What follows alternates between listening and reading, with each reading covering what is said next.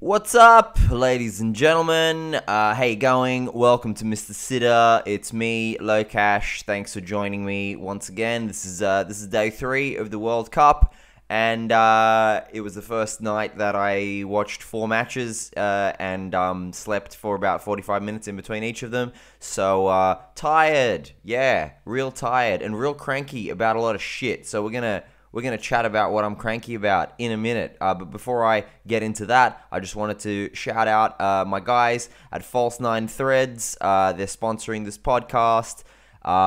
It's iconic moments captured in streetwear. Iconic football moments captured in streetwear. Here I have John Aloisi scoring the goal that put Australia into the 2006 World Cup. An iconic moment and something extremely pertinent to what we're going to be talking about today. I'm wearing this for a reason. So yeah, check out False 9 Threads. Really cool stuff there. We got 4 games to talk about. I'm only going to go into 2 of them in any great detail, and I think you know which ones they are. So let's just get into it. First game, Argentina, Saudi Arabia. Holy shit! Shock of the tournament so far is a big fat fucking understatement. But yeah, what a fun watch. The first half was kind of boring, other than Saudi Arabia's high line scaring the shit out of me. I thought you surely, Argentina only have to beat the offside trap a couple of times and you're going to get absolutely fucked here. But the offside trap worked again and again, and I was a bit shitty because I had predicted that Lautaro would be the top scorer of this tournament, but he got caught out a couple of times by the offside trap. And yeah, look, in the first half, I was thinking credit to these guys. Unlike Iran and Qatar, they've actually got a game plan here, and they're actually coming out and taking it to Argentina. So I was proud of them. But you kind of thought, well, it's only a matter of time before Argentina run away with it. Nope. Little did we know what was about to come. They won. Saudi Arabia beat Argentina. It's nuts. And even when they scored the first goal, I was like, that's nice. You know, this should wake Argentina up.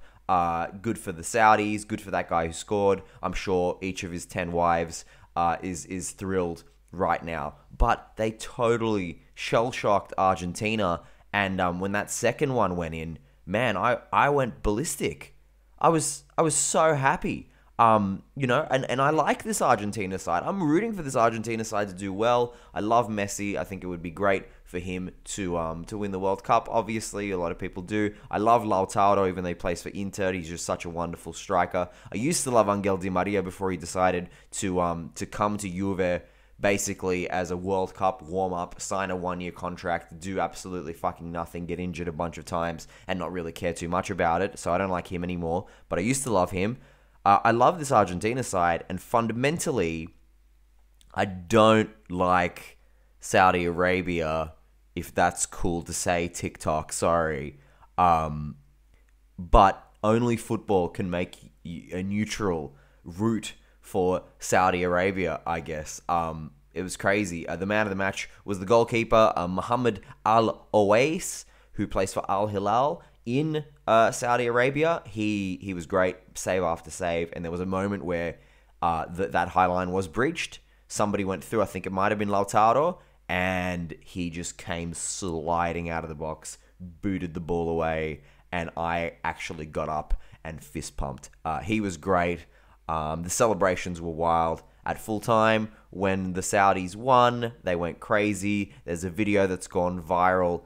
You guys should check it out, where like a Saudi family at full time lose them. Or it might have been when they scored, but they lose their mind to the point where one member of the family rips a door off its hinges and just throws it out of the room.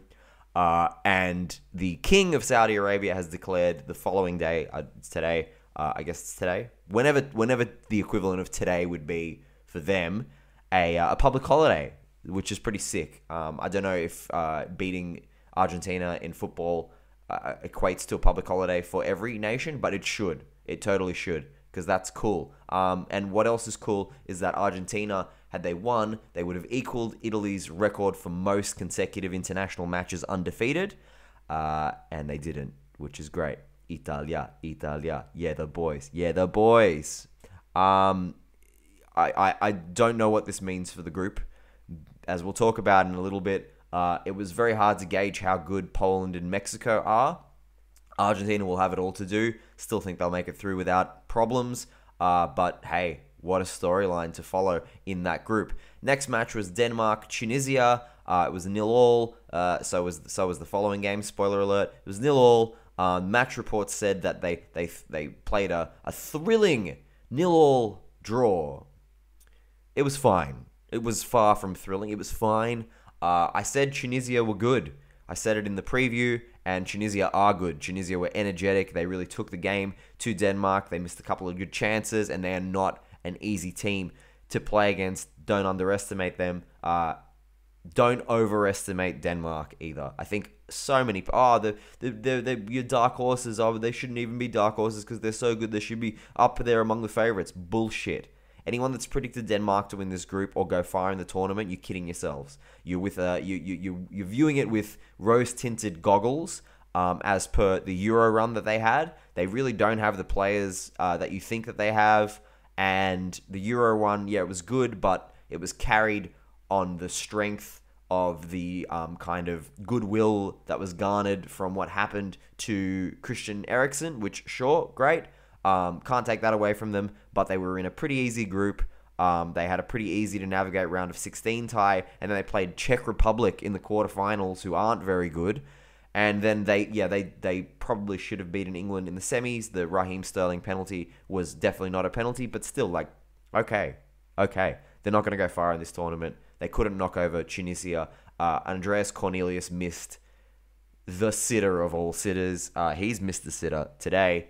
Like a header, maybe about 30 centimeters away from goal. He missed it, and I'm pretty sure he's only good at headers, that guy. So, no bueno for Denmark, and no bueno for El Mexico, because in the game against Poland, I was wrong. I was wrong with how the script was going to go. I thought Poland were finally going to show up at an international tournament.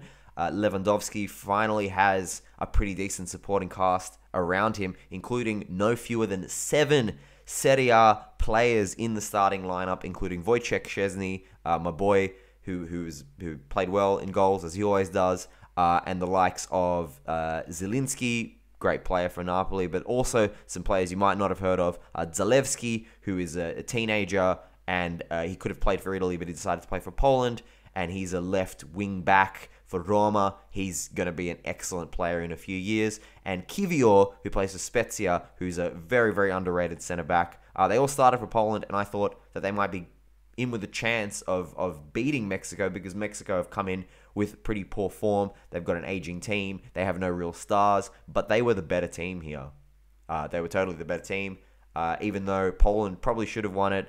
Lewandowski, again, no impact on the biggest stage of international football, misses a penalty, or rather, has his penalty saved by the effervescent, the evergreen, the wonderful Guillermo Ochoa, who gets kept in a hyperbolic time chamber for 4 years, every year, except the World Cup, and then he just gets released, and all of a sudden, he's the best goalkeeper in the world. Saved the penalty from Lewandowski, and it's another 0-0 draw, which... we'll see.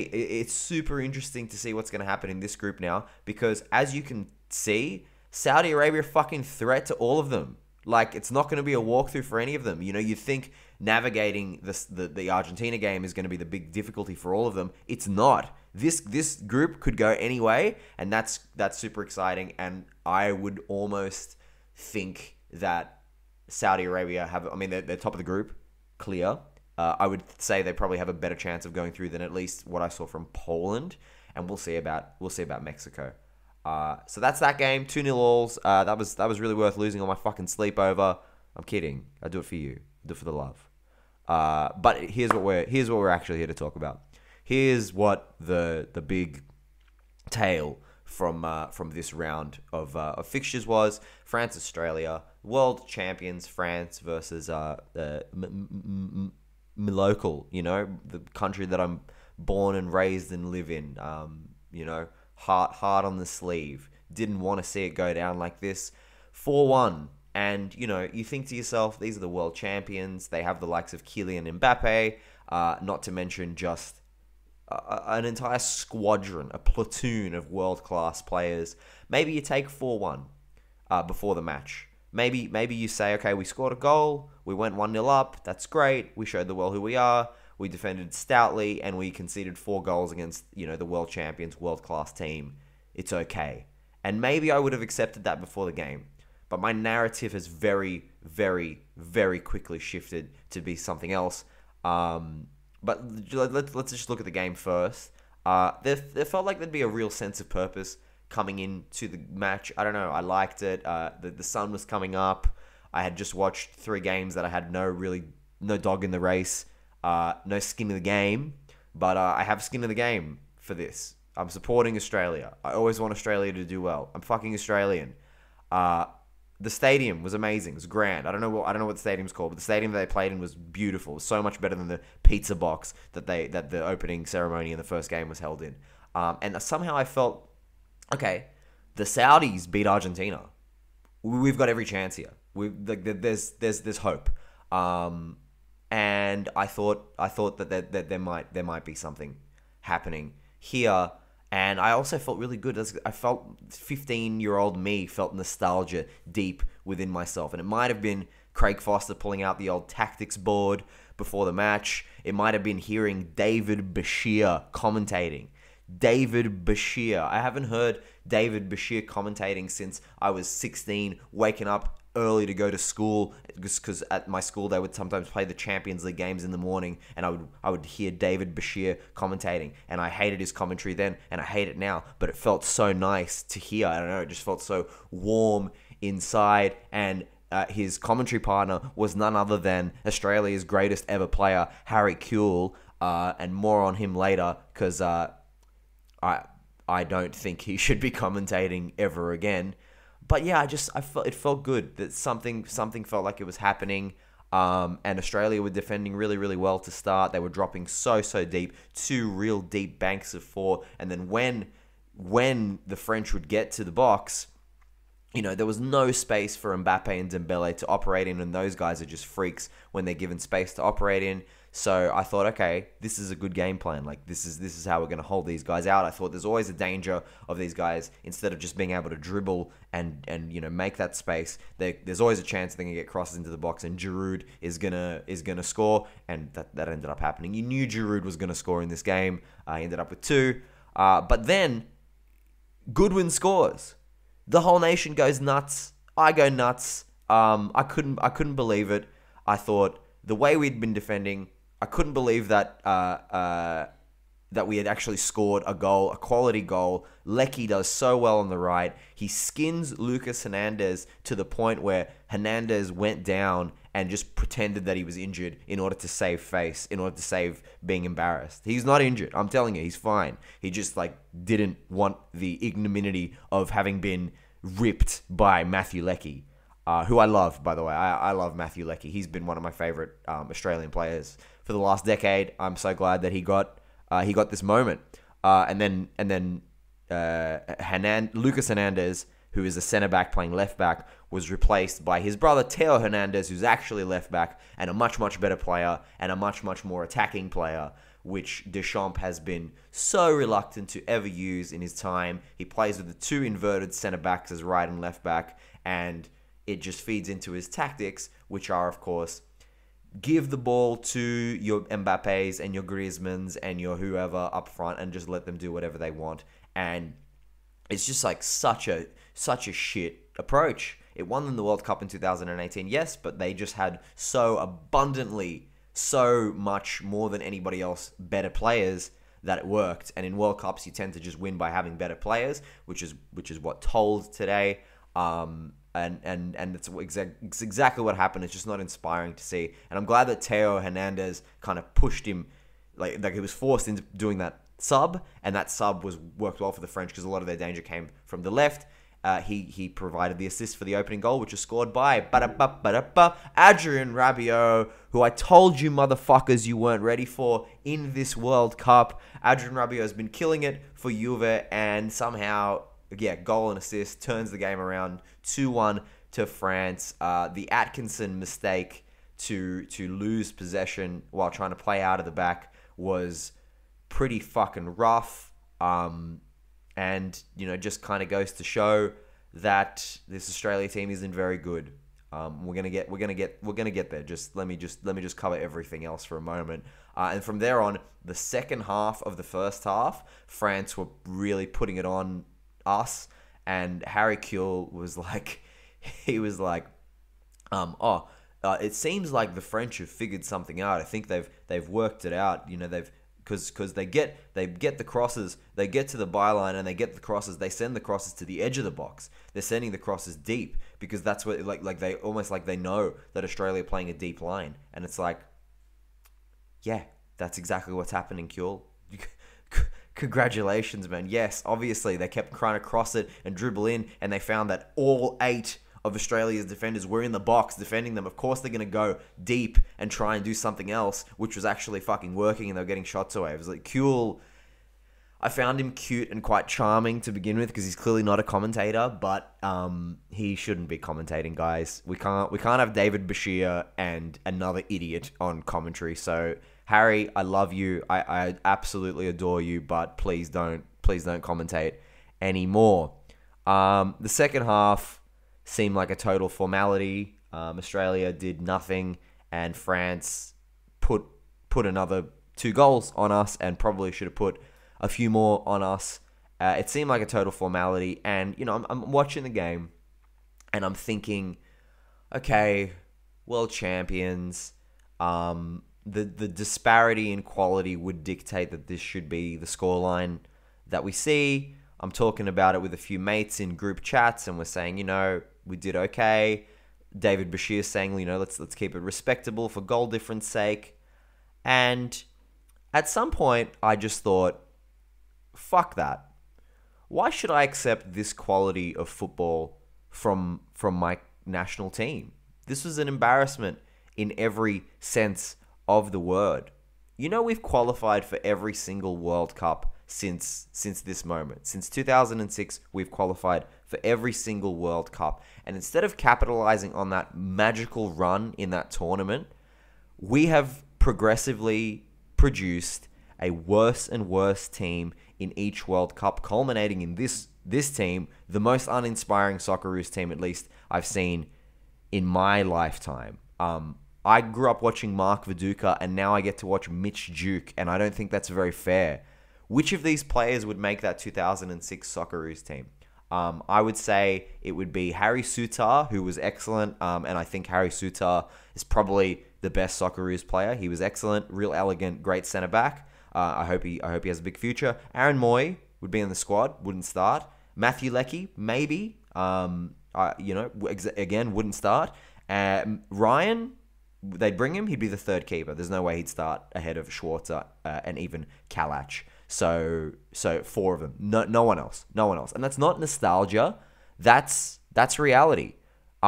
We should be producing a caliber of footballer in this country that we just aren't. If you look at the quality of athlete that we produce in other sports, I mean, rugby, cricket, swimming, athletics, tennis even. I mean, Nick Kyrgios, sure, but we don't have a Nick Kyrgios level footballer. Do you understand? We don't have that, and I just don't understand why. And it's not an issue of population. It's not. Australia has a comparatively small population to other big countries in the world, and especially compared to our land mass. But overall, the population of Australia dwarfs some countries that I'm going to throw at you now, the likes of Belgium, Croatia, Serbia, Uruguay, Colombia, the Netherlands, Portugal. I'm not sure if you're aware of the footballing caliber of these nations, but yeah, it's not an issue of population, guys. It's an issue of culture. It's definitely an issue of culture, not only football culture, but culture generally in this country. Our biggest football export of the last decade, and if he continues on the trajectory that he's on, probably ever, is by far Ange Postecoglou. He is the holy grail of what Australia has ever been able to produce on a footballing level. And he has come out multiple times and said, I had to leave Australia. I had to leave Australia because nothing gets done here. Whenever you want to get something done, it's got to go through 6 or 7 different people, so much red tape, so much bullshit bureaucracy to the point where you can't introduce anything new, and it's impossible to get anything done. There's just too much infrastructural garbage, and it's impossible to implement anything. Now, if you look at the most comparable nation to Australia's situation, it's the USA, right? If you look at the USA team from, say, take 2006, for example. At that point, we were probably punching neck and neck in terms of what we represented to the world as a country. This is a big country that has a proud sporting history, do well in the Olympics. Football has not been traditionally the biggest sport, but it's growing in these countries, and you might have 1 or 2 really good players that are playing in Europe. You know, for every Harry Kewell, there's a Landon Donovan. For every Viduka, there was a Brian McBride. For every Mark Schwarzer, there was a Brad Friedel or a Tim Howard. But that's about it. And now, football is the fastest growing team sport in the USA. It's number 1. And it's been reflected in the quality of players that they have been producing. Now, I personally think this so-called golden generation of USA talent is a little bit overrated, but nonetheless, you've got players in top clubs all around Europe. Weston McKennie, Juve, Christian Pulisic, Chelsea, Gio Reyna at Borussia Dortmund, Serginho Dest has somehow managed to play for Ajax, Barcelona, and AC Milan. And Australia just absolutely can't keep up. The USA are on to something. And I don't know if winning the World Cup, as in like winning the bid to host the World Cup, spurred that on. That could be great for us, and that might be what changes it. Didn't fucking do anything for Qatar, but that's neither here nor there. We are not going to see a team like the Waggaroos for a long time. And it makes me think that maybe implementing the A-League wasn't the best decision. See, the A-League was put in to expunge the kind of ethnic stench from all of the clubs that were playing in the then NPL. But let me tell you, it's still happening. I went and watched Sydney United, formerly Sydney Croatia, and still Sydney Croatia at its core, play a couple of times this season in the Australia Cup. And that's real passion, guys. That's real passion that you don't get in the A-League. And that comes from the vestige of that system, which produced the best players that this country has ever seen. Am I sad to not see Greek, Italian, Spanish, Portuguese surnames in this Socceroos team? Fucking oath. I absolutely should be. I mean, like, this is not a thing against white guys. This is not a thing against Anglos. There should be representation of every ethnic group in this country, in this Socceroos team, if we're doing things correctly, shouldn't we? I mean, we laud our multiculturalism. We laud the degree to which we have people of every single background in this country, yet I've never seen an Asian Australian playing at A-League level, let alone for the Socceroos, and that doesn't make any sense to me whatsoever. So, look, I'm not the guy who should be telling everybody what, like, I don't have the answers. I'm not the guy with the answers. But I just think to look at this and say, oh yeah, proud of the boys, they did so well considering we played against the world champions or whatever. Bullshit. Why should I accept this? I don't. We as proper footballing fans in this country, we deserve better. We deserve a better performance. The Socceroos are shit, and there's no other way to slice that bread. Look, maybe I'm a bit cranky. This is the first night where I watched 4 matches, and I'm going to be watching 4 matches moving here on out every night, so I'm going to progressively be getting crankier and crankier. If you agree with my Socceroos rant, you're right, and you should leave a comment or something letting us know, me and these two, letting us know if you agreed or if you didn't agree. Tonight is actually a lot more fun, I think. I've got a lot less stake in tonight, and there are cooler matches, I think, tonight. Tonight we have Morocco, Croatia, we have Germany, Japan, we have Spain, Costa Rica, and we have Belgium versus Canada, respectively. Morocco, Croatia, I'm so excited for. Morocco, I've got some excellent players. Croatia, always fun to watch, and I have predicted that Morocco are going to get a result here, and I think Morocco are going to make it through the group. I'm excited to see that one. Japan, Germany, fuck yeah. Germany are kind of under the radar favorite of this tournament. They're always going to be Germany. They've been shit for a little while, but they're going to be good. And Japan are going to be real good too. I think I have said Japan are going to make it through this group, but I don't think they're going to get a result here. But it's going to be a great game. Spain, Costa Rica is the least interesting game for me. Costa Rica are still reliant on Brian Ruiz and Campbell and Keylor Navas. And they're not going to do too well here. This will be a good win for Spain, they're not going to make it out of the group, and this Spain team doesn't interest me at all, which is the opposite of the final game, which is Belgium, Canada, and I'm so excited for that because who knows what we're going to get from Canada. This has been Mr. Sitter. I'll see you guys tomorrow. Mwah.